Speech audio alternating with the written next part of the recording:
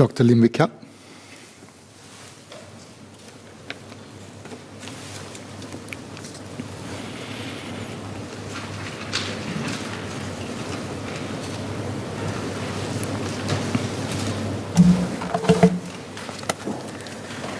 Mr. Speaker, first, let me just thank our Finance Minister, Lawrence Wong, as well as the team from Ministry of Finance for putting up this particular budget that is forward-looking as we move towards a post-pandemic phase to build a greener as well as more inclusive Singapore.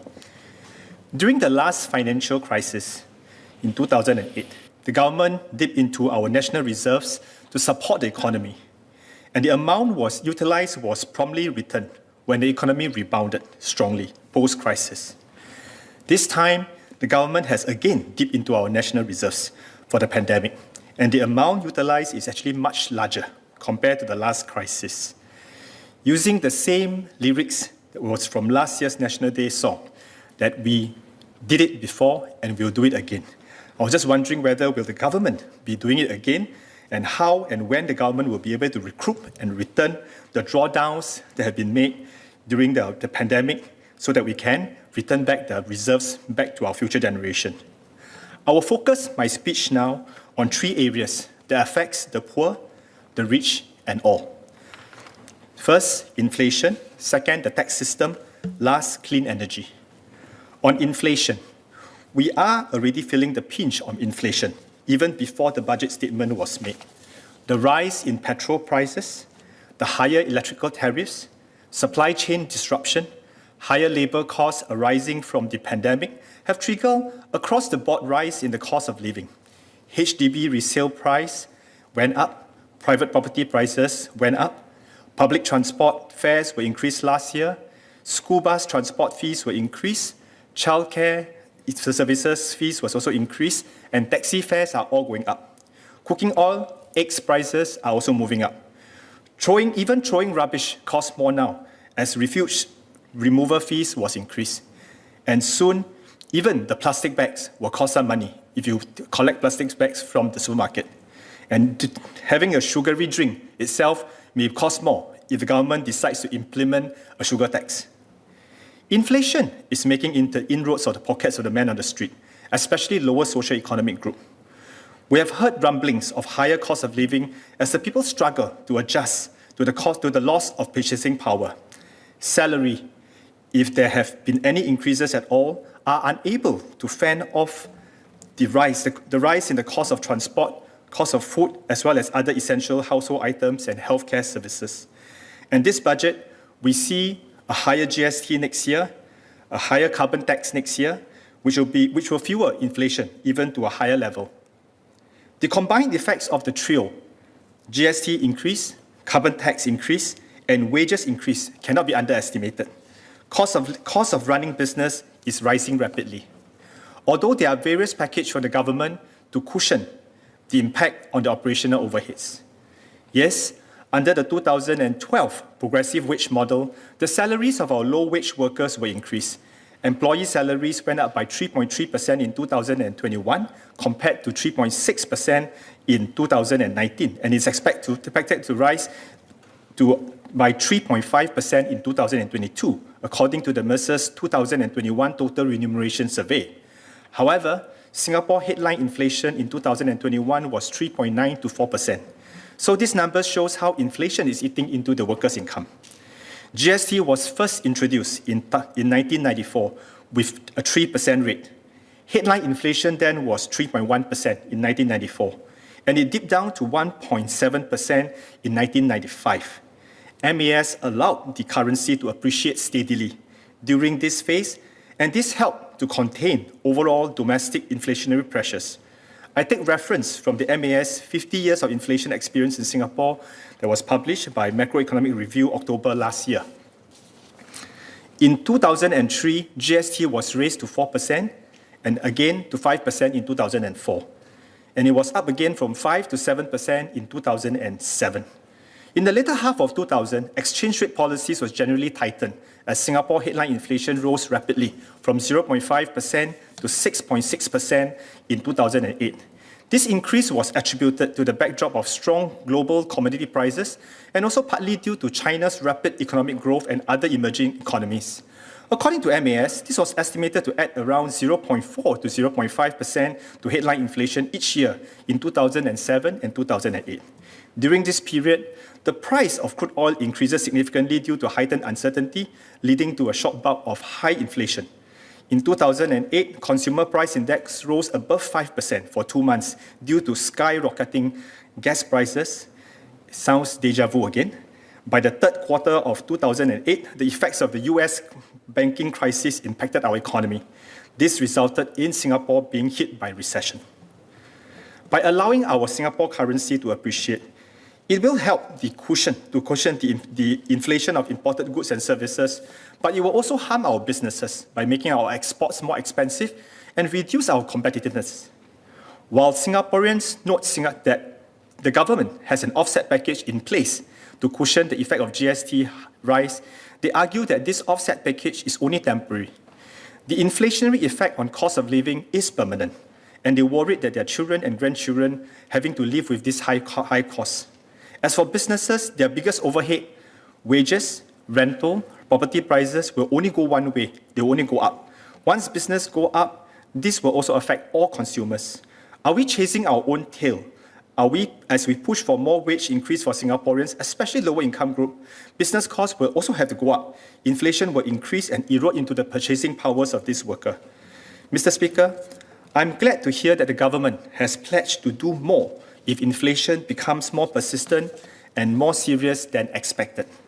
I would like to raise the question, what is the projected acceptable medium and long-term inflation numbers? If inflation goes up, it hits the people saving, especially the poor, the elderly, and the retiree. They will feel the drop in their buying power and everything is more expensive for them. Those with saving will find themselves dipping deeper and further into the savings than before. What may previously be an adequate amount of retirement funds could now become insufficient. How are we to manage wage increase to go up in tandem with this inflation? Otherwise, the government efforts in helping the workers and employers with wage credit schemes will be a futile effort. We need to examine this carefully and how to manage inflation when GST rise kicks in. Next, on the tax system. Big question is that, is it progressive enough or is this just the beginning? Mr. Speaker, I agree that progressive taxes changes include the latest income tax levied, but there's one area that I feel that we should take a closer look. That is the property tax. I feel that there's more room for adjustment. From the current budget, I don't see how the government can recover the expenses that the government required in the coming years in order to reduce the deficit. Recently, we keep hearing news of record transaction price of good class bungalow. Should we have done more to make the property tax more progressive, especially for the top-end properties like in this category? Our tax system is based on annual value of property, which, as I understand, is computed based on the imputed rental value of the property. Because land area of GCB compared to a high-rise or more densely populated condominium, the property tax levied on GCB could be comparably lower. The expense of land for a condominium would include many facilities and car parks, but the density is much higher, even for HDB blocks. They could be paying much more property tax per square foot than the GCB. So my question is, Singapore has only 728 square kilometers of land, of which 14% is allocated for residential property, for residential housing. What is the total amount of property tax on residential property that the government collects every year from this?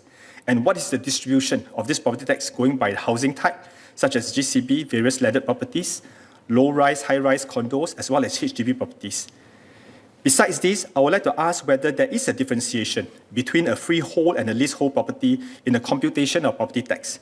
If not, why? I would like to ask about property developers who sell their housing projects on a 99-year lease basis, but using their freehold or 999-year lease land.